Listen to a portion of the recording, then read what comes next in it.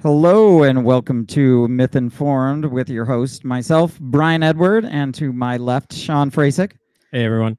Today, we have with us Gregory Fleur, aka the Armored Skeptic, a Canadian socio-political commentator. He produces high-quality content with intricate animations and well-thought-out arguments to promote critical thinking and skepticism. And yeah, one of our favorite people in the whole wide world. Except for I do have a beef with you, Greg. I have a beef right away. He's our favorite person in the world, but I've got a beef with you. You know what, Greg? Here's the thing. You know, you were the inspiration for MythCon, and we loved having you, and we're excited to have you back this year. But I got a big beef with this last video. Let's hear it.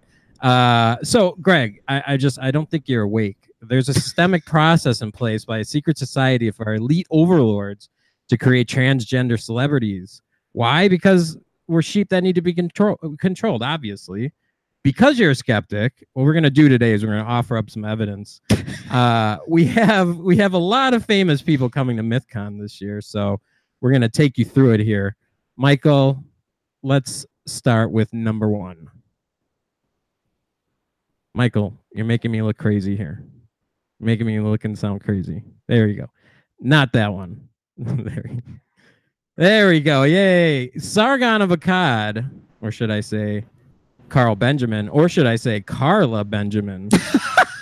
His arms are way too short to reach his genitalia. He also has a smile of an angel, which is more likely to be a female character. I think they call that the monkey test. Boom, woman, next. Chris Ray Gun, more like Christina Ray Gun. Look at his smooth, lean body and beautiful face. He isn't even wearing makeup, and I'm turned on. Boom, woman, next. Shoe on head, more like construction steel toe shoe on head. Look at that shaved Adam's raisin. Her shoulders are extremely broad and she has a very aggressive look on her face. Boom, man, next. And finally, Greg, the armored skeptic. Look at those ravishing features. You're essentially the reincarnation of the Greek goddess Aphrodite. Why are you covering up for the overlords, Armored? How can you deny the trans investigation? Dear God, Armored's a woman. Well, I want to know if the transvestigation thing is true. Where have they been hiding this secret technology to turn people secretly trans since before that was even a thing? Yeah. Well, and for all the people that think we're completely crazy right now, or that you're on a bad acid this trip, is a real thing. Yeah, the Armored Skeptic's video called Trans Investigations starts to talk about this. Greg, where the heck did you find this stuff? Yeah, where did you even find these guys? Because you put me down a rabbit hole, obviously. Well, my favorite form of entertainment is I don't like to watch cringe compilations. I just go straight to the source of the cringe, and I watch a lot of conspiracy theory videos, and just because it's a fun thing to do to debunk something, you know, on the fly while you're like cooking bacon in the morning or whatever. But somehow I accidentally came across this guy, Pockets of the Future, and he had a bunch of funny stuff. But when I was really intrigued with this transvestigation thing, this idea that Miley Cyrus and Justin Bieber were clones, except that they were gender swapped also somehow. I don't understand what that means. And then this is a prevalent problem in Hollywood, and almost every single celebrity was transitioned at some point before they became a celebrity. Yeah. There were so many examples. Well, it's like when they pick their fake stage name in the same meeting, then they get their operation, I guess. That must be how it works. You know? Right. And one of the examples was Dustin Hoffman. I think he was born in the 40s. So they would have had to have had that technology back in the 40s. Yeah. And they didn't.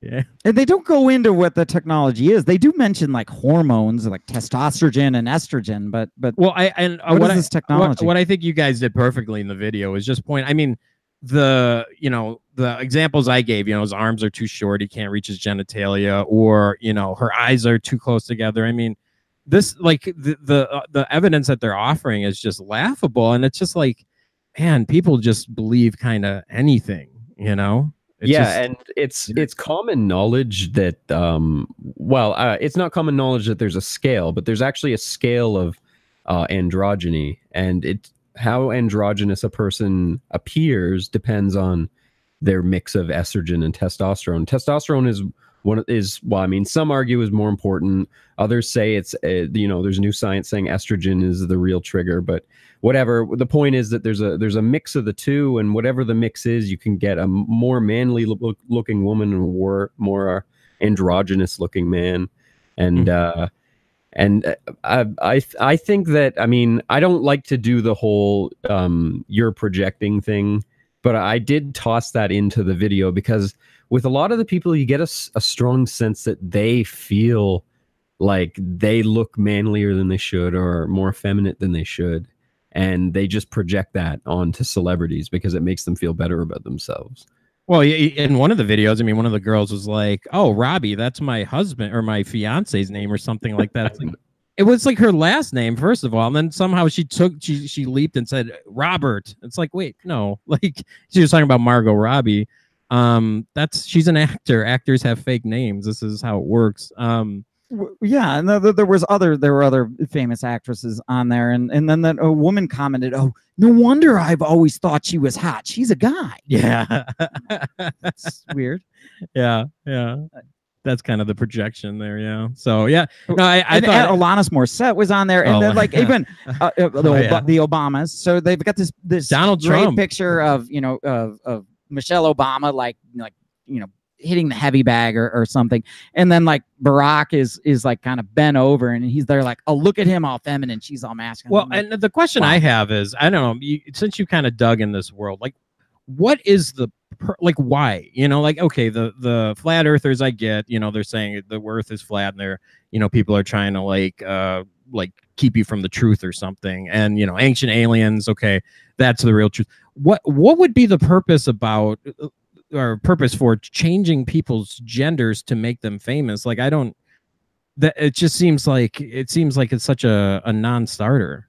Well, you actually don't have to go that far down the right spectrum to find people that believe that there is a trans agenda. And well, I'll admit there is a trans agenda, and that agenda is to normalize trans in the social way and in the legal way. So trans have the same rights. They are equal human. They can marry whoever they want, just like everyone else. That's the trans agenda.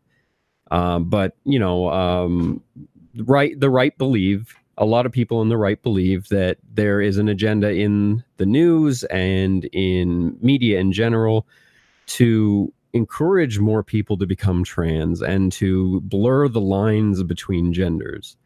And they believe that Hollywood is one of the places that this is happening. But the weird part with this particular community that I found, the transvestigation community, is that they believe that they are already all trans, and that this has been a long game that they've been playing since the beginning. And things like Bruce Jenner becoming Caitlyn Jenner is not a coincidence. This is something that's specifically happening to help push this agenda. But what doesn't make sense is that there are so many secret ones. Part of the plan, the logic of that eludes me a little bit. Yeah, that's it. Like, if it was actually the case where there was this trans agenda by these overlords or whatever, you would think they would say that they were trans. Then like it doesn't really help their purpose if they're just saying, "Oh, it's a man, that's a woman." It's just bizarre to me.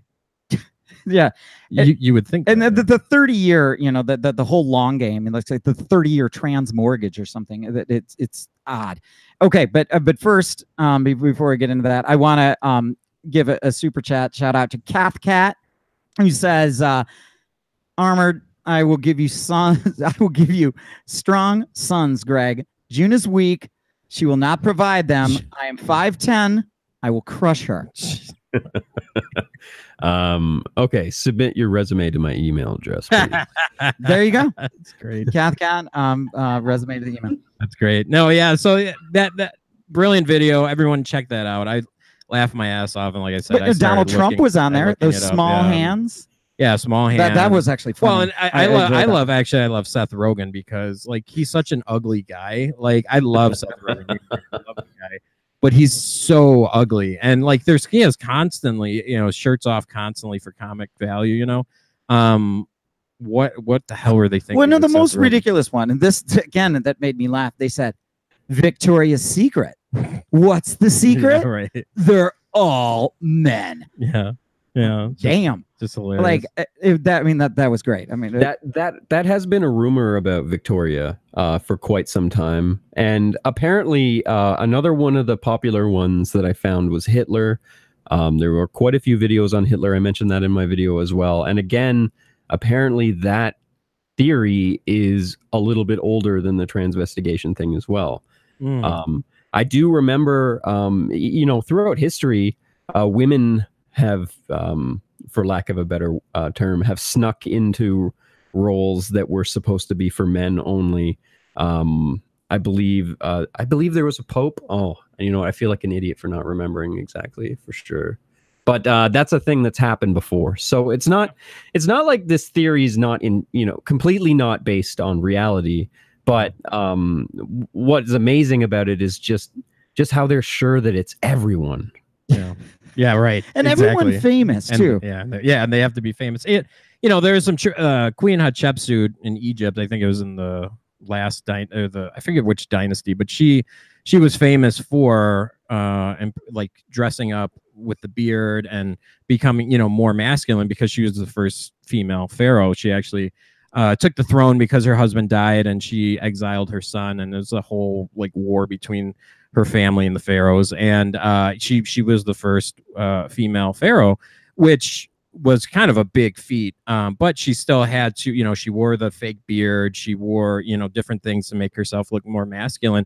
That totally makes sense, and I get that, but this weird thing to say, we're going to make everyone transgender, it doesn't make any sense. Like we're all about, I think society, mostly, definitely the liberal society is more about making transgender people, feel more comfortable and normalize. And, we're having a great conversation at MythCon this year about it.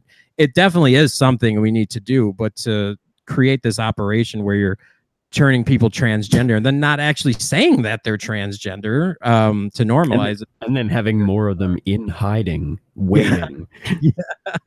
Yeah, exactly. It's just bizarre. I know. So somebody's coming out as transgender at MythCon that's been hiding for 30 years. Yeah. Right? They have to be a celebrity though, 20. and that's the thing. You have to be a celeb. That's part of it. So got to be a celebrity. But yeah, so yeah, hilarious video on that. Another thing that happened last week, there's a new show. It's called Random Acts of Flyness. It premiered on HBO. And, I started watching and it seemed really cool to me because like, I'm really into the Adult Swim kind of vibe, with the Eric Andre show and Tim and Eric and things like that. And it really resembles that. It's very wacky and quirky. And in some cases it's low budget on purpose. And it's a sketch show. So they're constantly going from different sketches. Portlandia-ish. Very, very Portlandia-ish, but more like darker in the more the Adult Swim take. And so it was interesting. So I started watching it. And immediately it was interesting. There was a skit where the show was created by a black gentleman. I don't know his name. I apologize. But the first skit of the show was him driving down on a bicycle, filming himself on a bike. And all of a sudden, a police officer comes behind him, runs him over, knocks him down. And the police officer's getting in his face and all of this. Now, I kind of call BS on the skit a little bit because there's no way in hell, the way this cop was talking to this producer, that he would have signed the video release forms to be on an HBO show. So that one was a little. It was meant to be real, not a skit. It was meant to be. Yeah, it was filmed as if it was a real event. There was nothing in it saying that this wasn't a real event. Now, I'm not saying that shit doesn't happen. Totally, I get it. But that was like already kind of like questionable for me. But then they transitioned into this John Hamm bit. Where it was called White Begone. It's called, it was called White Thoughts is the skit. And it's essentially an advertisement for a cream that gets rid of white thoughts, and which they termed as like a sickness called albinitis. So this whole skit is this advertisement for this cream. Ironically, that you put on your face and it's black. And it's black and you put it on your face. And so it was interesting. Like I was watching it and I'm like, what? Like I am totally all about people, making stuff to, help normalize things of that, things that are important to them. I totally get it. But when you make something that's called White Thoughts, and it was already kind of like polarizing, and then one of the first thoughts that he had shared was, he had a conversation with one of his friends who was wearing what they pictured as a full burqa in an airport. And his comment was just saying, because she was getting harassed apparently she's getting harassed by security. And his comment was to her, hey, maybe don't wear the headdress. And they term that as a white thought. Now, I'm Mexican, and I know a lot of atheists that have issues with the full burqa and things of that nature. I don't know if that's necessarily a white thought. So that was kind of, I know, Brian, you got some other examples. And specifically he said, I wouldn't want to live in a country where they told women what to wear. Not sure that's a white thought. Yeah, I just don't get racializing that. Yeah. What was one of the other ones? It was there's others. Saying out loud, I'm not a racist is a white thought. And just bay. Yeah, that's a white thought by itself. Violence is not the answer. Yeah. So it was interesting because they uploaded this on YouTube, and I'm like, oh, it should be interesting to see the public polls. And the thumbs up on the clip was 424, and the thumbs down had over 10,000 thumbs down. So it's like I couldn't figure out if it was propaganda or humor. It wasn't like funny, like to me, like it was more. It did kind of seem more like propaganda and stuff, but I don't know. I see this as more of a dividing thing more than bringing people together. I think we should be bringing people together to have these conversations, and this seemed like more of a divisive way to go about it. Armor, did you see this? Yeah. I'll admit that I saw the clip in 1.5 speed, but I got the overall gist, and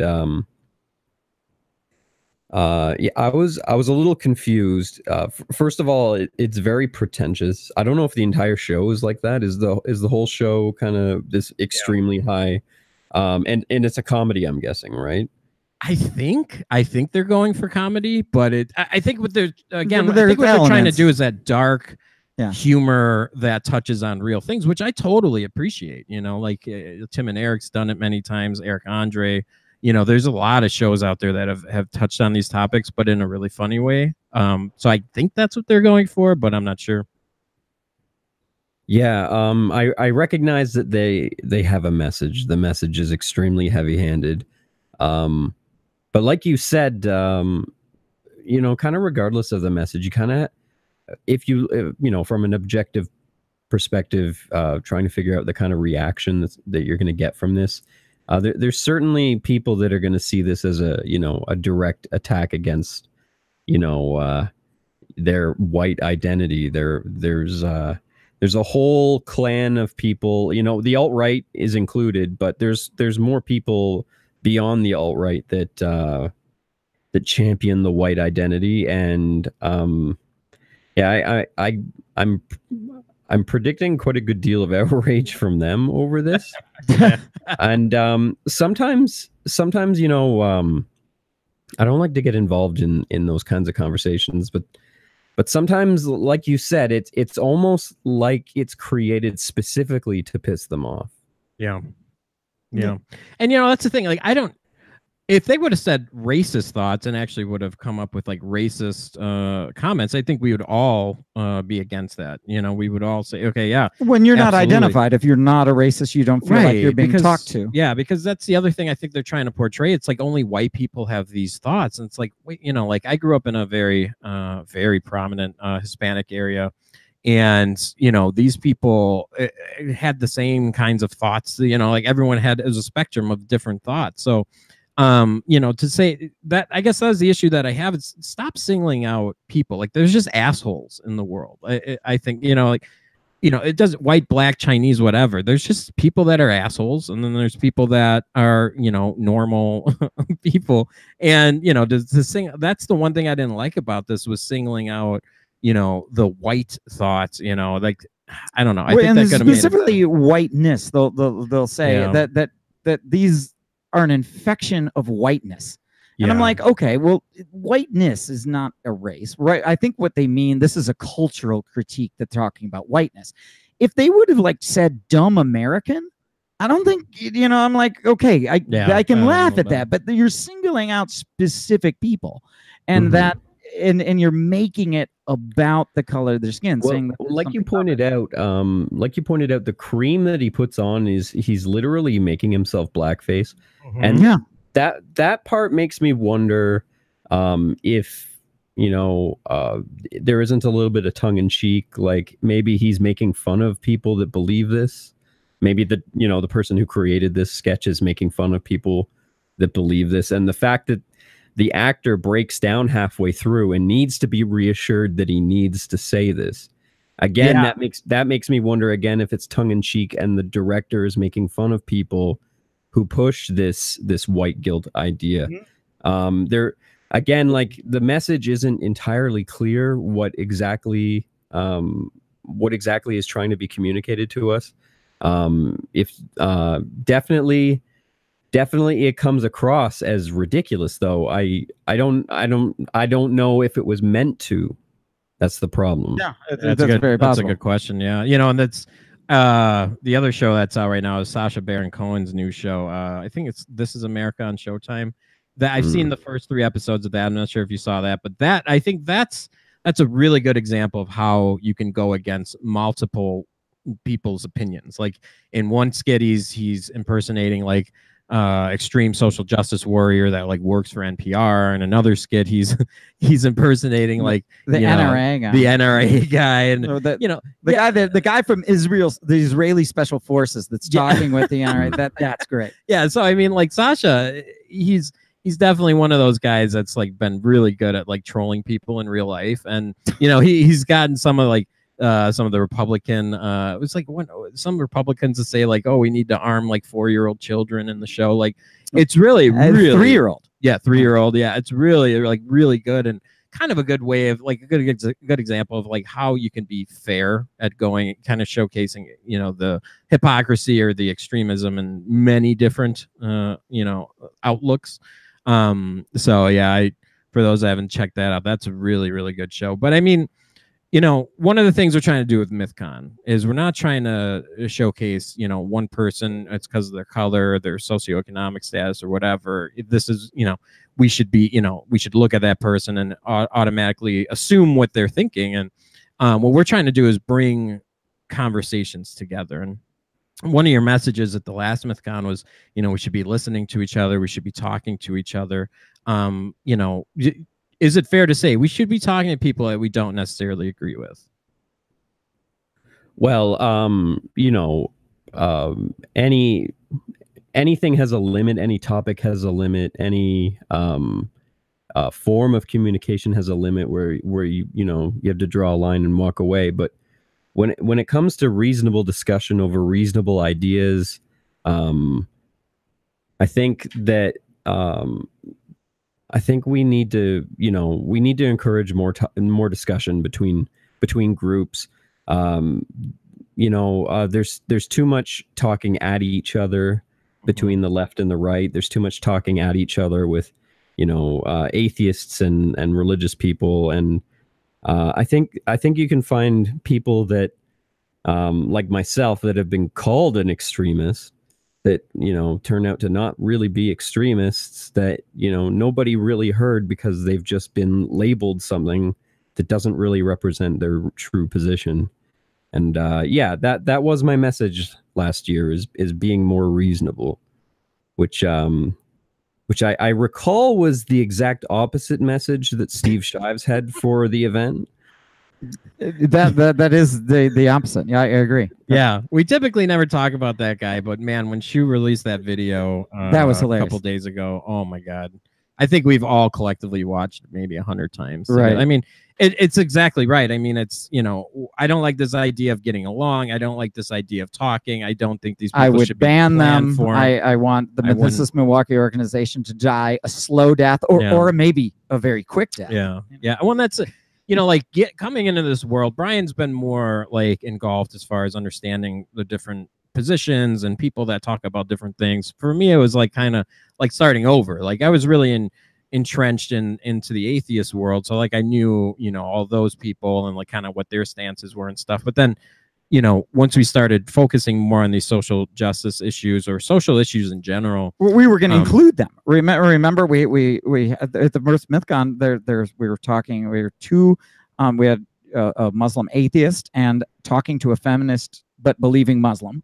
We had this. We had the father of the cult leader of Scientology on stage. So it was very much about religion, but we were going to include elements that did not agree with the party line. Yeah, and the thing is, it's like this whole social justice conversation started becoming more mainstream. I think you guys, you and Shu and Chris and Derek and all the people have been, Sargon, everyone's been talking about this. You guys actually are the pioneers in a sense, because now all of a sudden it's becoming more mainstream and you're seeing more of these. This John Hamm thing was a perfect example. And it's going to be interesting to see like how the quote unquote normies or, the people that haven't been so tuned in start to react, because I think, we should be, free speech in America should be revered. We should be able to talk to one another, but also the social justice stuff. I would like to see more come out of the social justice stuff as actual social justice. I mean, there's terrible atrocities happening all around the world, and part of social justice should be, in my opinion, to actually help with those people, like, some of the genocides that are going on or some of the things. And like, what I see is just Twitter wars, people on Twitter going back and forth saying outrageous things because they feel they're justified because they're on the quote unquote right side of history. To other people. I mean, have you noticed that too? Is this just, in my opinion, it's kind of all a game? I've noticed that Twitter has turned to absolute garbage. Yeah. You mildly bring up an offhand comment about, something to mildly do with politics at all, and you will receive just a swarm of negative attention. And I'm not saying like it's bad to get negative attention, but it's a specific form of attention that is just, it's not fun. Twitter used to be fun, used to be a fun place to debate, and just you get this no debates anymore. You just get this weird gotcha crap that is kind of counter productive. It's counter to actual discussion. I don't say like I block these people or mute them or anything. I'm just saying that I miss what Twitter used to be. I miss that it used to be more of a, like, you used to get these really good back and forths to these actual intellectual debates, and this is before they had the 280 character limit too. And it's not that fun anymore. Yeah, definitely. Politics in general has kind of turned into less of it's less about debate now, and it's more about being on the right side, having the right opinion, and being outraged about the right thing, and having scientific proof that your form of outrage is better than their form of outrage.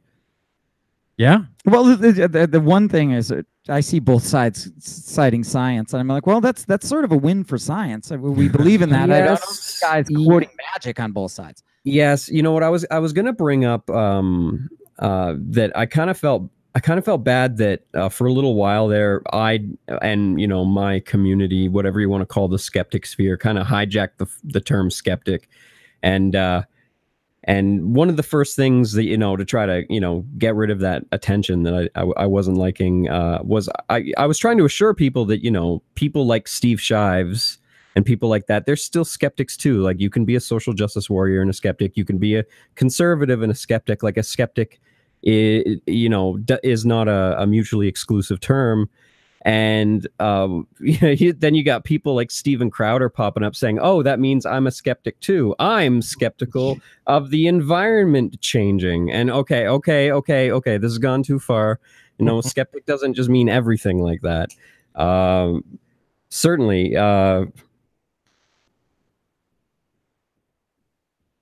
Certainly.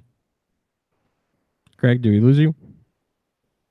Sorry, where do we leave off? Certainly. It was right after Steven Crowder saying, skeptic, can I be skeptic of climate change?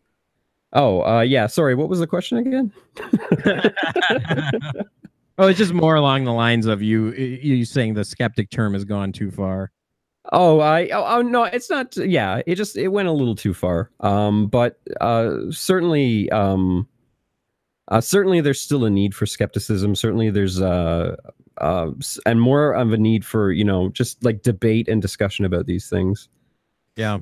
Well, I mean, we'll notice it too. I mean, like on Twitter, it's funny, like we've had a couple, obviously with MythCon last year, it made kind of a big like a big noise in the social world, I guess, if you will. And even this year, like it's funny, like seeing some of the comments that are sent our way, like just like one was on the intersectionality panel that we're having. And this was just a recent, a couple days ago, and it was like, oh, look at all these white guys on the intersectionality panel. Well, they had pulled an image from like months ago, and they weren't even utilizing like the newest image as far as, because Chrissy Ossity's on there now and Music Man Mike. And it was just funny. It's like, there is a level of, I guess, critical thinking and investigation that we should be using before we make statements like that. Like there should be like if I'm going to go out on a limb and say something, I'm going to make sure I have my facts straight before I make a statement. Typically I try to, I thought that used to be like revered in the atheist community or in the skeptic community. It kind of seems like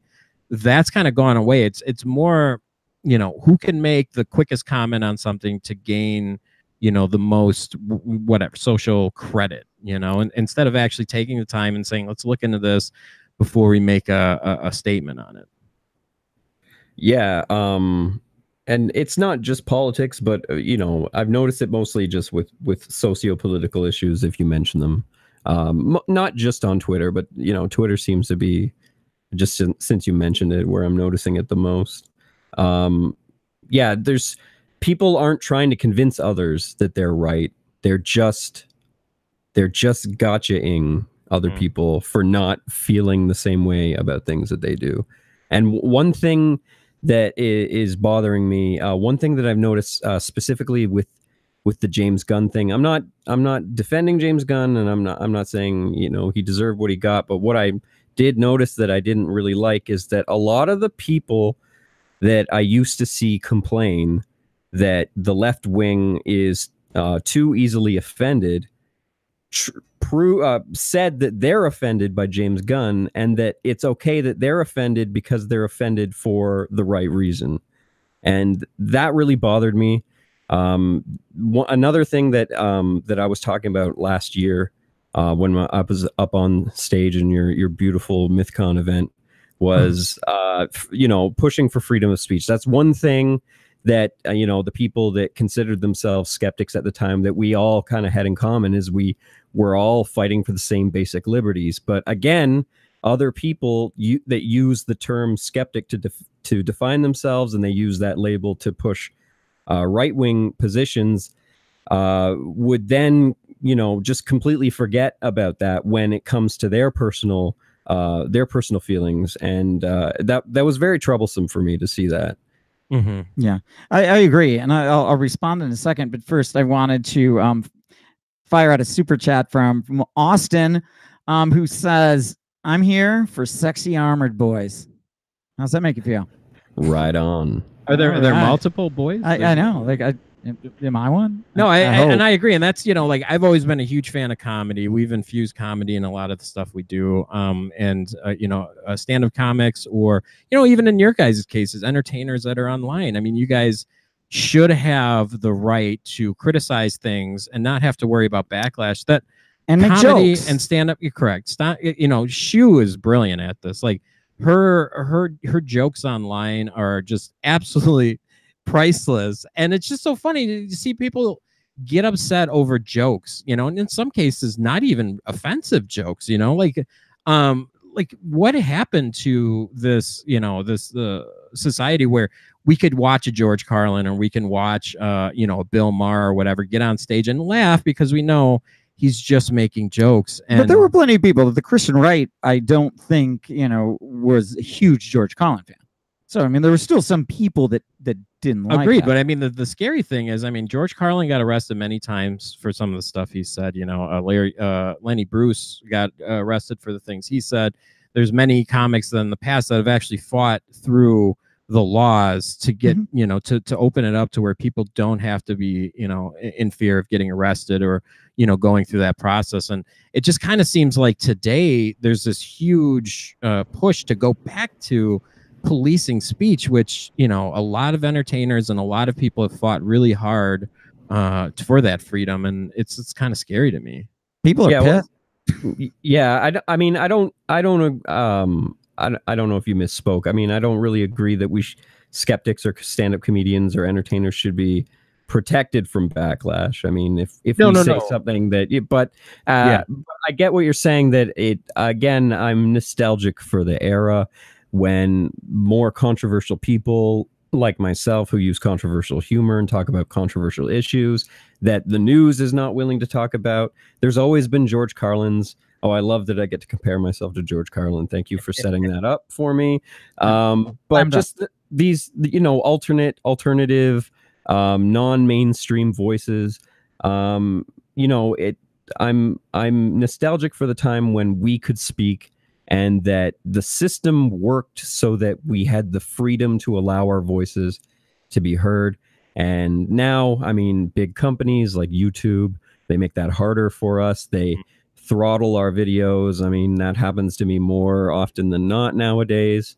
Yeah, and then private companies. I mean, there's very few people like yourselves who are, as they say, platforming controversial voices. And you know, I love you guys for that. That's one of the coolest things about you guys. And you guys took a lot of heat for that. And luckily this year you invited all the people that yelled at you, so nobody's yelling at you this year. So congratulations. That was a really good decision.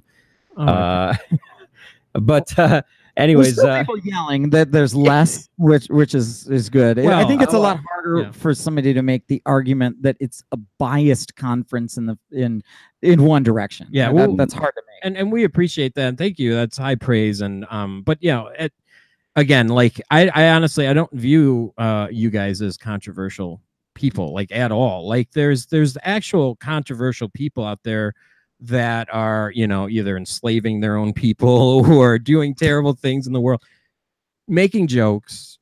Milo is a controversial person. Yeah, but even him, like I don't think this is like being able to, you know, share your opinions, even though I don't agree with you. I mean, that's fine. You know, it's up to me to either vote with my wallet or vote with whatever, you know, not show up to the shows or whatever. I mean, that's everyone's right is to be able to say whatever's on their mind, even if we don't agree with it. Like I've never viewed that as controversial. But most of the people that are controversial actually want to be. But you know, the Michael Moore wants to be. Right. But they're covering controversial topics, I guess. But I mean, it's kind of funny. Like, you know, when we started looking at kind of changing the direction of MythCon, you know, the atheist world, and you know, you can chime. This is probably going to come up in your panel.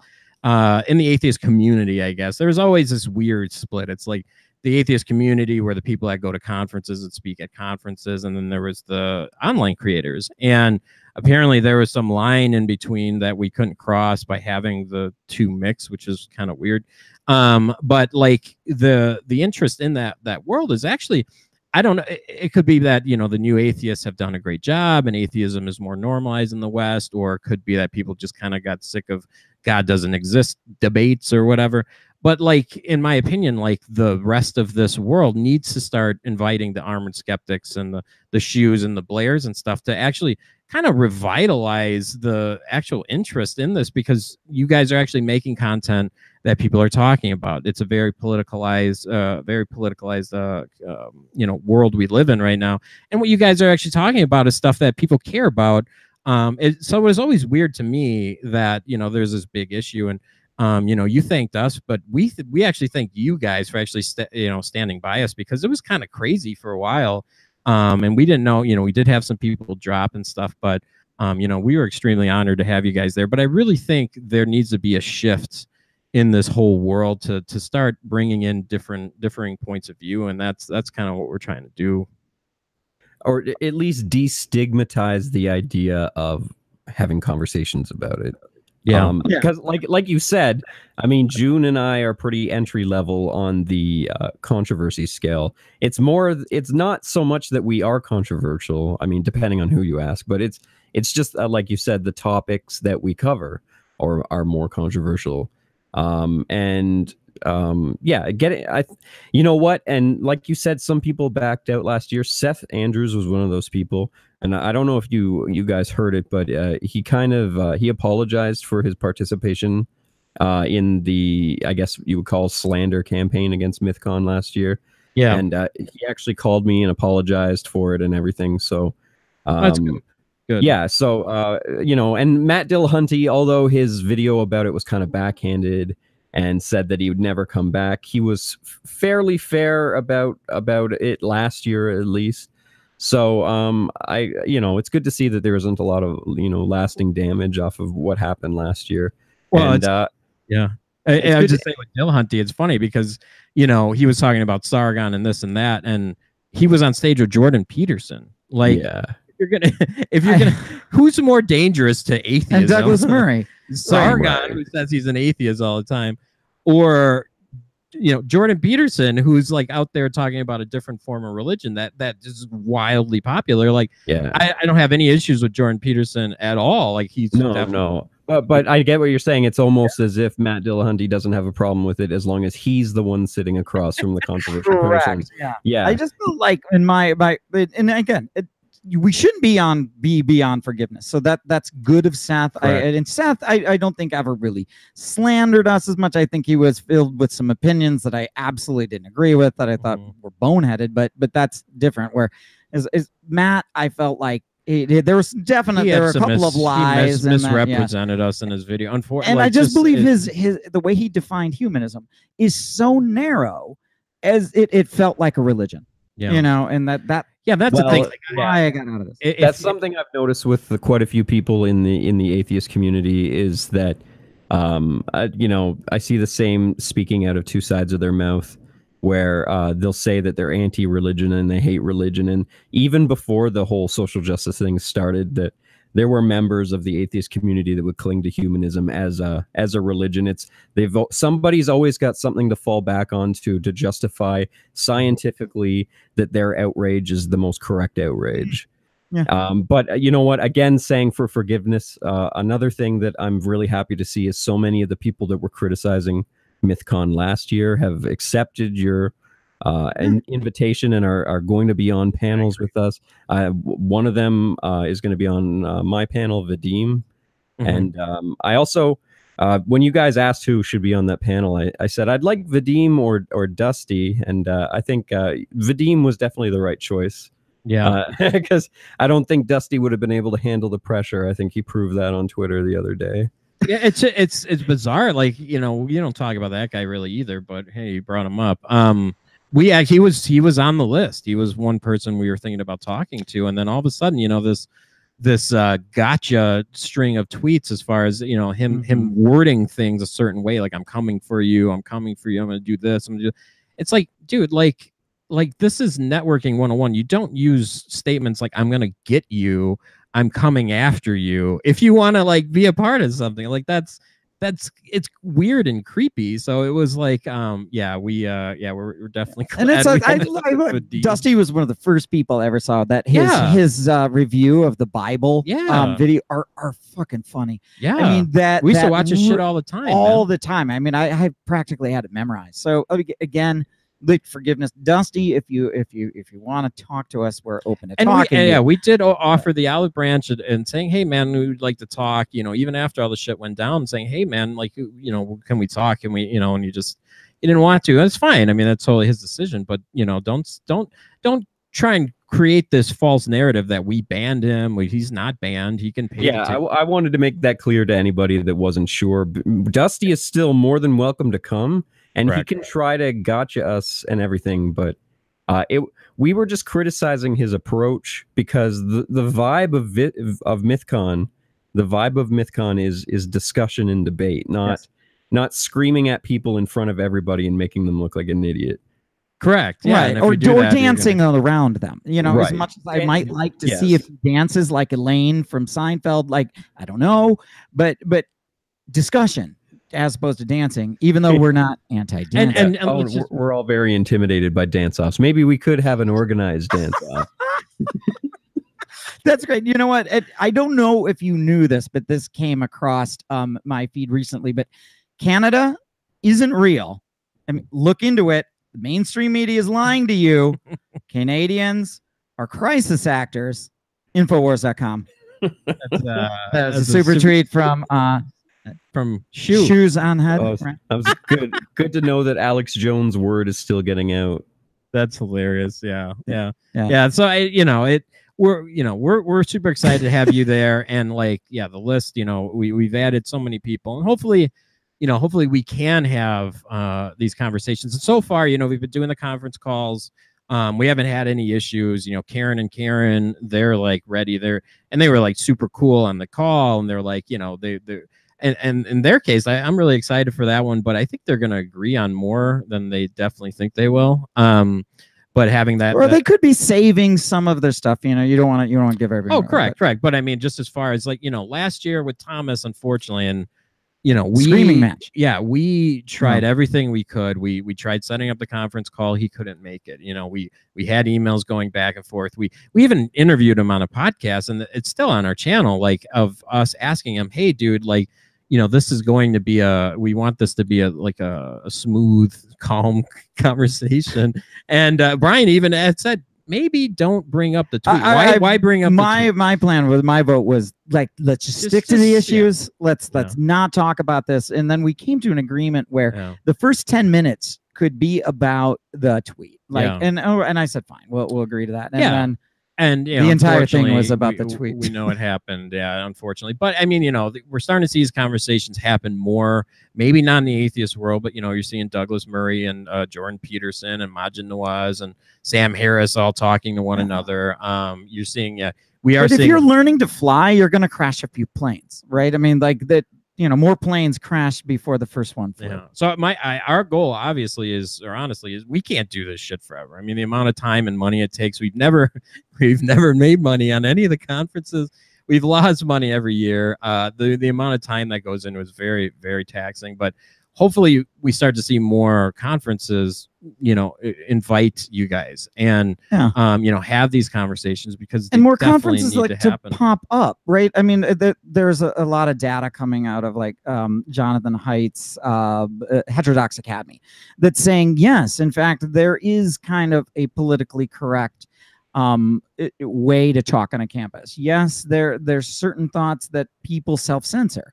We in colleges, to me, are all about discussion, all about exchanging that point of questioning your own viewpoint and looking at the others. If that's not going to happen on a college campus, then it can happen on YouTube. It can happen at MythCon or something else. So we're trying to lead by example in a way to have other people like follow this lead. We're not trying to corner the market so much as like, we don't want to corner the market. We don't want to, we can't keep doing this forever. So yeah, we want to see more Kilroys, or we want to see more, conferences at least attempting it. And we think you guys are so important. I think Sean mentioned that some of the things that June and I and Sargon talk about have become more mainstream, and that certainly is true. It's good to see that more people are hearing an alternative viewpoint to the mainstream, discussion on socio-political issues. But again, there's still a communication breakdown on the fundamental level, on a fundamental level. So it's great to see that something like MythCon was so popular last year, and hopefully it will be more popular this year. I think it's on its way to be. I hope. Yeah, we hope. You never know these things. Yeah.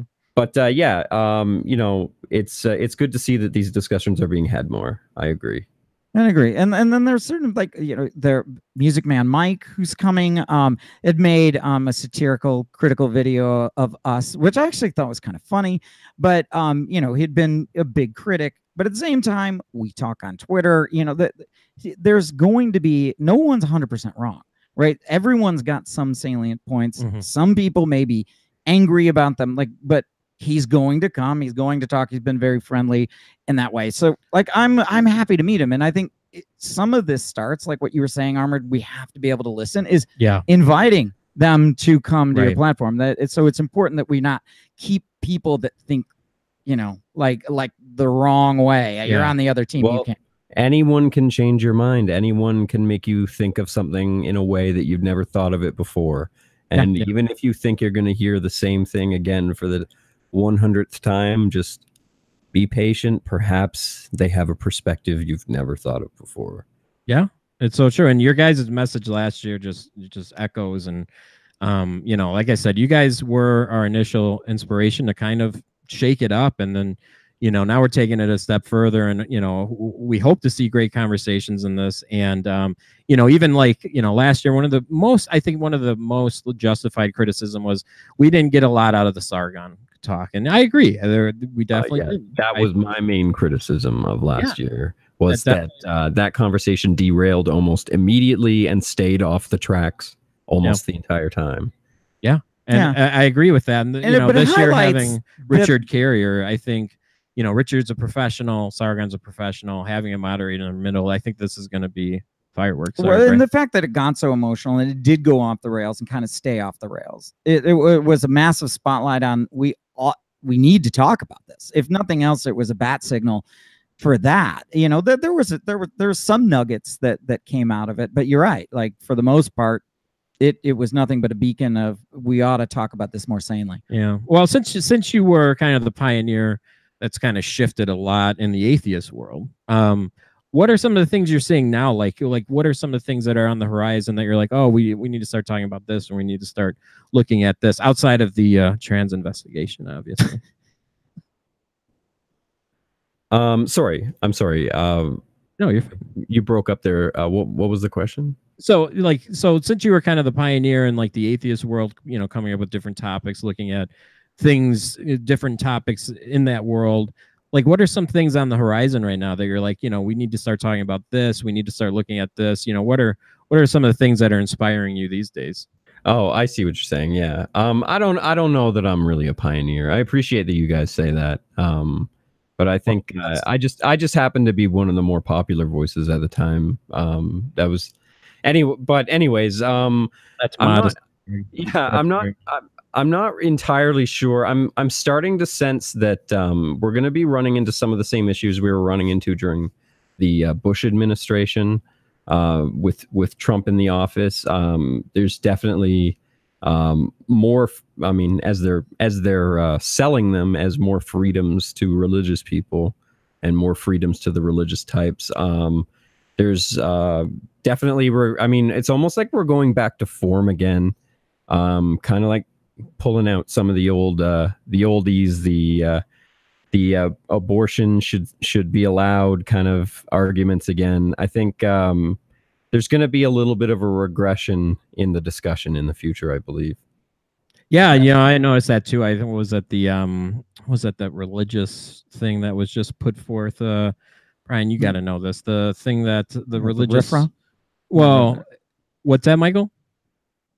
Religious task force. Thank you, Michael. Yeah. So it's weird. I think you're absolutely right. I think, you know, and I guess pretty much everything's cyclical, you know, like you go around and then all of a sudden you're back, you know, bell bottoms are back in or whatever, you know, like, but I want to see what this is. I mean, for me, like I get that some people see the warning bells, like, but for me, what comes out of Trump's mouth is often not what he does. So I generally ignore what he says and see what he actually does. And yeah, well, so I guess I think yes, I think it's okay to be concerned. I just wouldn't.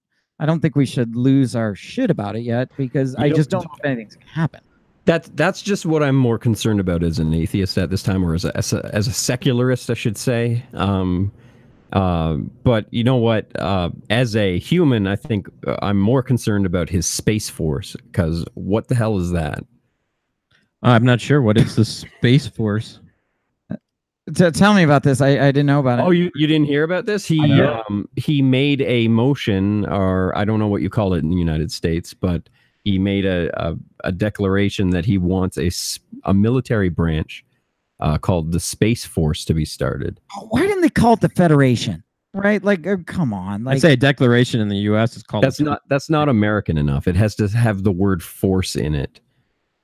So what? Space Force. So is this like Starfleet Force? Is this to send people like to like inhabit Mars or something? Oh, I don't know. It's probably just your good old weaponization of space stuff that they were talking about back in Reagan's day. Oh, Yeah. okay.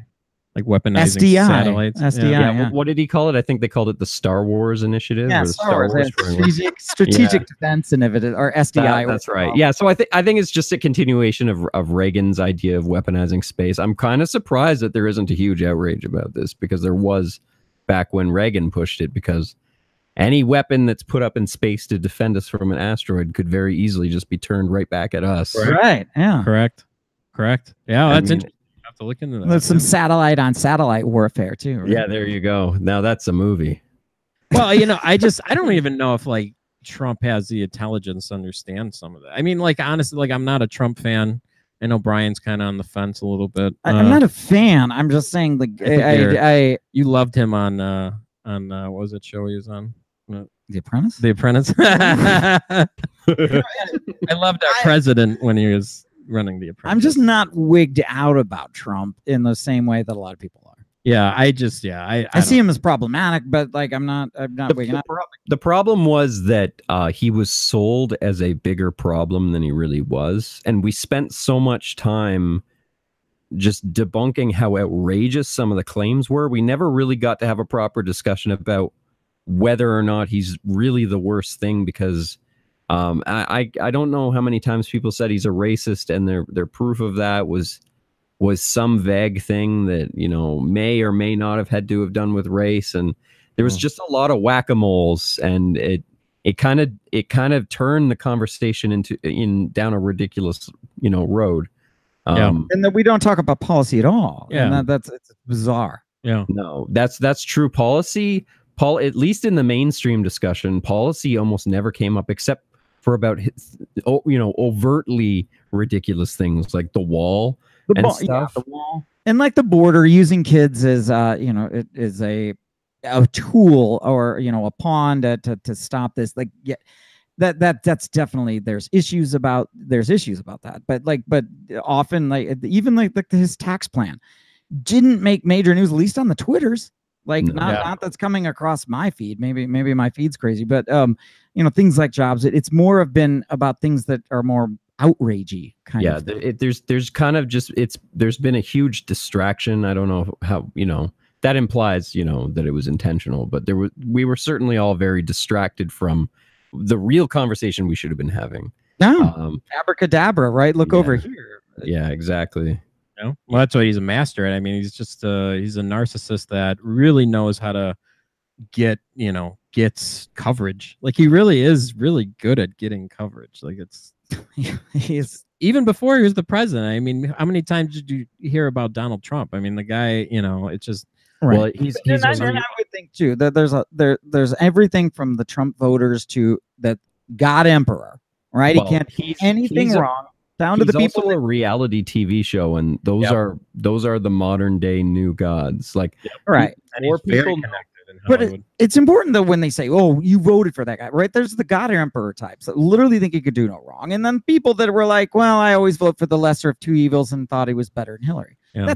There's a big difference there, and it seems like everyone's getting lumped into the same, and that's a problem. I gave Lorne Michaels so much credit for having him host Saturday Night Live, even when it was all that shit was going on. Yeah. I mean, they caught a ton of shit for that, but the fact that they had let him do that I thought that was great.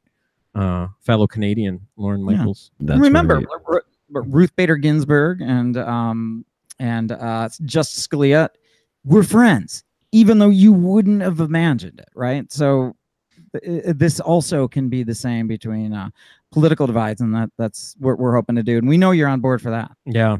Well, Armand, I know your birthday's coming up, and you got a meetup coming. Oh yeah, that's right. Well, it's not a big deal. It's not. I've just. It's not real. Oh, that's yeah. No, I'm not expecting a ton of people to show up, but yeah, I'm gonna be just having a little meetup just downtown Kingston, Ontario, my hometown, the day before my birthday, and then Actually, my real birthday gift is June is going to be taking me to medieval times in Toronto for. Nice. Right on. And Yeah, you're gonna so nerd out? It's going to be a pretty mature adult night, all said and done. I could just imagine you guys You at bring in medieval your times. broadsword? Well, I wish. They said, I looked on the website, believe it or not, they don't want you to bring a real sword. I don't understand why, but I am considering wearing some chainmail. Okay. Oh, That there works. you go. There you go. Yeah, Do you- they said no. They didn't say anything about armor. No, Right? no. Armor is on the table. Oh man, and then you get like it's been so long since I've been in the one in Illinois, but like you get your own team and then you're supposed to like cheer them on. Is that Yeah, like there's like 5 or 10 different nights. I don't remember. I was there when I was a kid once. And then whatever seat you're at, you have to cheer for the color that you're sitting at. Actually, when I was there as a kid, I think I was the Black Knight, and the Black Knight won that night, and I felt pretty much on top of the world that night. Yeah. I wonder if they got rid of the Black Knight. You can't. There's someone in the Knight chat said, "I wish I had a girlfriend that would take me there." That's awesome. Yeah. Yeah, that's dude. That sounds awesome. And congratulations on the engagement. Thank you. You guys publicize that, right? That's not like a Yeah. The engagement's public. The wedding is for people to keep asking. Stop asking. The wedding's complicated. We live on opposite sides of a national border, so there's a lot of paperwork we need to do to get that worked out. But June and I are going to be together. That's what's important. I saw somewhere that you were just marrying her to get the green card. Is that? No, I don't want to live in the United States. Get out of here. Actually, you know what? There's one place in the United States that I absolutely love, and that is Boulder, Colorado. It's north of Denver, and that is absolutely the best place on the entire planet. The whole rest of the United States can sink into the ocean for all I care. Yeah. Well, I guess Milwaukee, spare Milwaukee. Hey, there you go. That's right. No, don't spare Milwaukee. I live here. The Pabst is like the best. It's the shining beacon of Milwaukee. Is what we have to offer. Oh no, I love the Pabst. You know what? That's one thing I said before I went last year is I'd always wanted to go to the Pabst. The guys at Red Letter Media talked about it once in one of their videos, and I looked it up. It is beautiful, and it's really cool being up on that stage. We have a fairly old theater here in Kingston, Ontario, but it was recently refurbished, so it doesn't quite have the same old-timey feel that it used to have. But it's nice to see that the Pabst has maintained that old gold trim style architecture. Yeah, it's gorgeous. It's gorgeous. Yeah, and that and Turner shit. Turner's been around since what, 1880 or whatever. But yeah. No, we're super excited to have you back, man. Like it's, like a lot of people like to like guess like what are myth, what are the, they always guess our intentions, like what we're trying to do and this and the, they always try and they're just doing this for this and that and that. If we could have somehow if we could have predicted the amount of hype that we had last year, we'd be fucking millionaires. We would just start our own PR firm, and you never know how these things are going to work out. And having you guys like be there was just a huge honor for the entire team. I mean, just having you guys come there and be there and do it again this year, we're really, really super excited. Right. And it wasn't nefarious. There was one article, I don't know if you saw, that said like MythCon to give anti-SJW strategic platform within atheism, and I was like, fuck, it's not Little Round Top, dude. Yeah, like this. And now we speak for all of atheism too, I know, so it was like strategic platform. We're not shooting at anyone. It's not a war. It's supposed to be a discussion. But it was, the big thing, the big takeaway we try to get out there is like it was fun. Like I think you guys can attest to this. Everyone was excited. Everyone was just kind of, really, really happy. We didn't have any issues with any of the audience people. they paint the Sargon thing as everyone was in danger and shit like that. There was was no in danger. It was fun. I mean, you guys You're had in a danger line. of potentially having your mind changed by somebody. You guys had a line out the door like pretty much the whole time. I think you guys had snuck off to get a Starbucks at one point just to get a break. Yeah, like, we got away for about 30 minutes there, but the other than the time that June and I were on stage, which was great, and then that 30-minute coffee break, basically the whole rest of the time June and I were out front talking to people. And that was my absolute favorite part of the event. Every once in a while somebody would walk up with a different shirt, like somebody come up with a MAGA hat and start debating social health care, and I'd give my pro-Canadian social health care opinion, and then he'd be like, oh, that's okay, agree to disagree, and he'd walk away, and then a guy with a Bernie shirt would walk up and say, yeah, I think we definitely need more social. And I'd be like, guy, you need to calm down. And he's like, oh, agree to disagree, and walk away. And that's what it was like the whole time. People just are just trying to bounce ideas off of each other there. And it was a really chill environment, fun environment. I saw some pretty heated debates, but even then they were pretty amicable. Everyone there was cool, and I'm really looking forward to that environment again. Did you see the guy too, the Gary Johnson guy with the shirt said #Feel the Johnson? Oh no, I didn't see that. Yeah, I'm making it up, Yeah. but No, I did. That see would have been now you're gonna see it this year. And we had the debate booth where we just had funny things to debate or Right. things, and then June's actually running a table this year, something along the lines of Change My Mind. Yeah. So we're really excited about that. That's going to be a lot of fun. And yeah, it's gonna be the same thing as the debate table last year. For those who weren't there last year, we literally just had a little jar out with random topics, and two people would sit down and pick out random topics and debate over whatever it was. And it's just for the sport of debate. And the change my mind essentially is going to be the same thing. yeah, cooler than it sounded like too. And that debate table's going the whole time. Yeah. And now we're gonna have more of them too. Well, now that we're on this topic, I will let you go soon here. I promise. The one thing, Okay. the one thing, that's kind of strikes me, being an organizer, I guess that's what we want to call me, whatever. We've been doing it 6 years. VidCon, the amount of people that you guys bring, like, let me just, I haven't been there yet. Let me just give you my picture of it, and then you can correct me because you've been there a couple of times. So VidCon, they bring in all these YouTubers and pretty much YouTubers, and they have just like 80 sponsors, including like Hasbro and like all like Twitter and like all this stuff. And jealous about their sponsors. You're really jealous about their sponsors. And you have you guys they have like the YouTube creators on stage, and I get some of it does seem to be more like how to make a video or how to do this or whatever, but from what I understand is they've never actually invited anyone from the, I guess, skeptic community, whatever you want to call it. But you guys are always there, and you bring this like huge amount of like fan bases there, different fan bases, and it kind of seems to me like you guys just kind of hang outside of VidCon. Is that kind of accurate, the picture I'm painting? And do you guys actually go to the panels? Or I mean, I don't want everybody to think that we think it's like a huge group. It's not like an enormous group, but every single day there's more people there, people we've never seen, and and every single time we manage to get a pretty decent crowd there. But it's not just June and I. There's also other people that either are skeptics or are associated with the skeptics, like other reaction people, like Chris Reagan, some black guy, Derek Blackman, Blair White.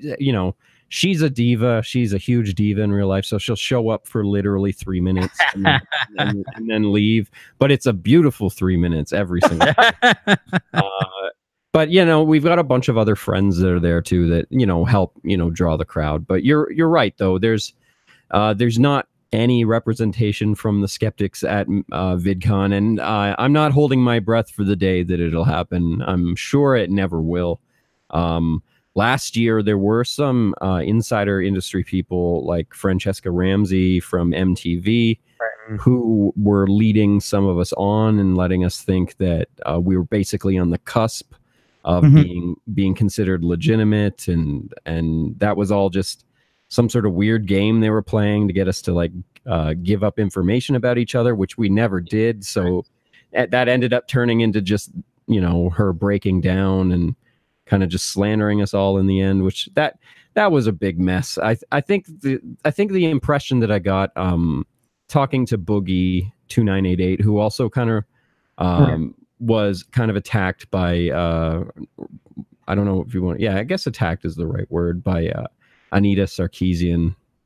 He was like vilified. He was Yeah, dressed down in a very mean way. She basically said that she basically implied that his experience was invalid, which is not something that a you know, social justice warrior should ever do to somebody ever. You know, that goes against their whole mantra. So anyways, it was a huge mess last year. This year, TanaCon was all the drama. So, you know, VidCon was drama free this year.